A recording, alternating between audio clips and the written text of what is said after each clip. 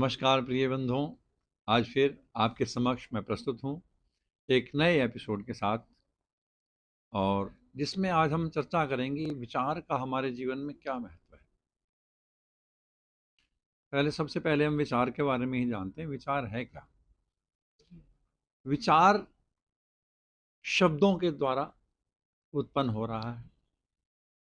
विचार में शब्द हैं और शब्द परमपिता परमात्मा से उत्पन्न है, जैसे ओम। प्रत्यक्ष स्वरूप ओम से सारे शब्द उत्पन्न होते हैं, तो शब्दों में जो है वो विचार है।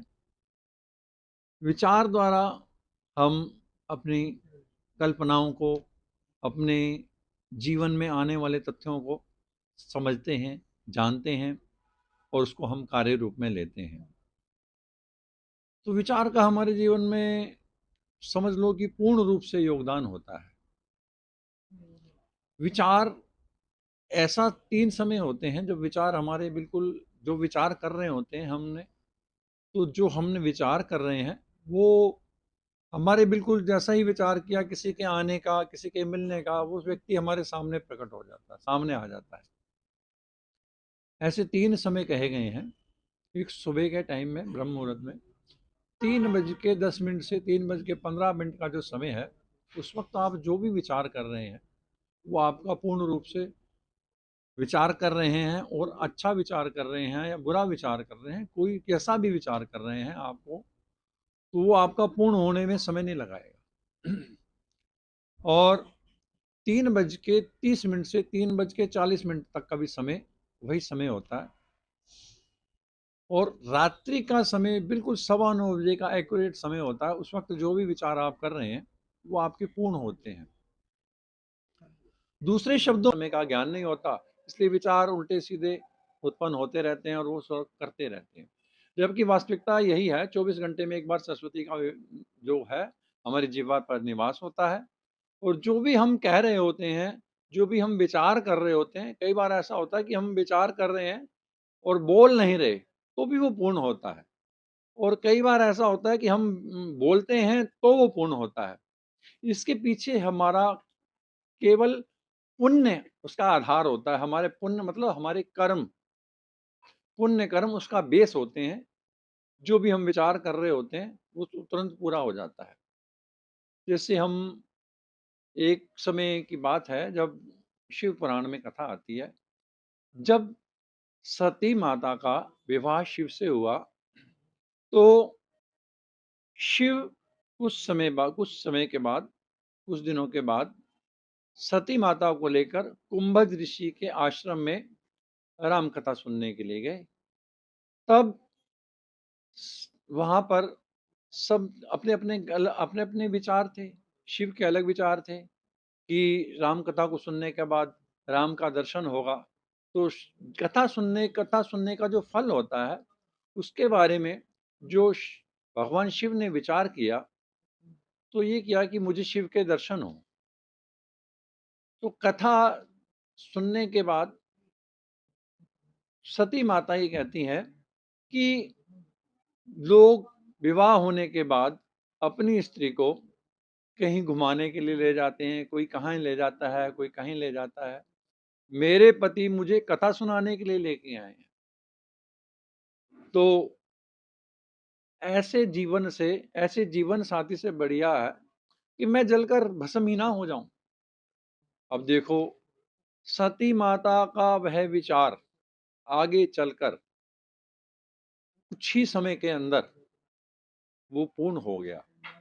वैसे ही जलकर पिता के घर में आई, और पिता के घर में शंकर जी के बार बार मना करने पर भी वो सती माता अपने पिता प्रजापति के, दक्ष प्रजापति के घर में आई।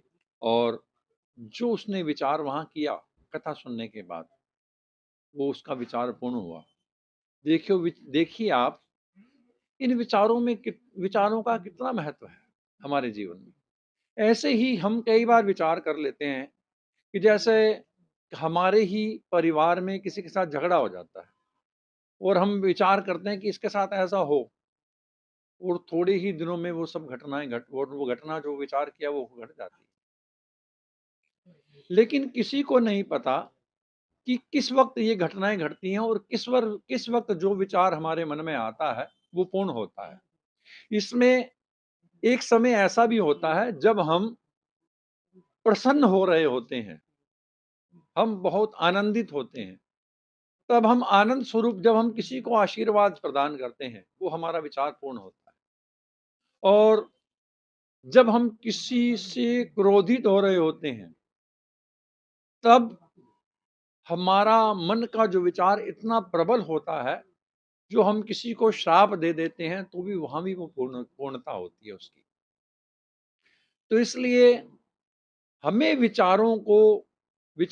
ऐसे विचारों को हमारे मन के अंदर नहीं आने देना चाहिए, हमारी बुद्धि में ऐसे विचारों को नहीं आने देना चाहिए, जो आगे चलकर हमारे ही नुकसान का कारण बढ़ते हैं, हानि होती है उनसे।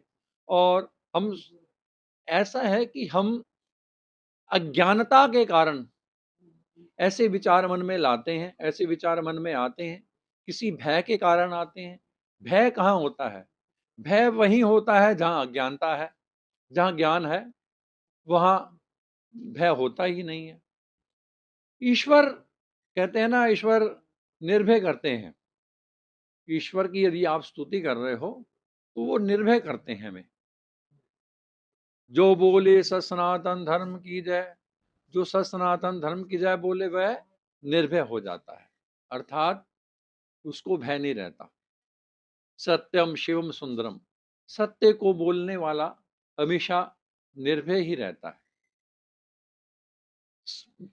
झूठ बोलने वाले को हमेशा कहीं ना कहीं एक डर लगा रहता है, कहीं ऐसा ना हो मेरा झूठ किसी को पता लग जाए, और झूठ के पता लगने के बाद ऐसा हो जाए कि मुझे उसके बारे में सुनना पड़े। तो झूठ भय देता है और सच जो हमें है निर्भय देता है, मतलब हम निर्भय हो जाते हैं, डर से हमें मुक्ति मिल जाती है। निर्भय का अर्थ यही होता है कि हमें डर से मुक्ति मिल जाए। तो विचारों को हमें बड़े ही सोच समझकर करना चाहिए। जैसे ही हम अच्छे, और विचार अच्छे कैसे आएंगे जीवन में, अच्छे विचार कैसे आएंगे, इसकी इसकी हम चर्चा जो है अगले आने वाले एपिसोड में करेंगे। तब तक के लिए शुभ रात्रि, शब्बा खैर और सत श्री अकाल। सभी भक्तों को प्रणाम, धन्यवाद।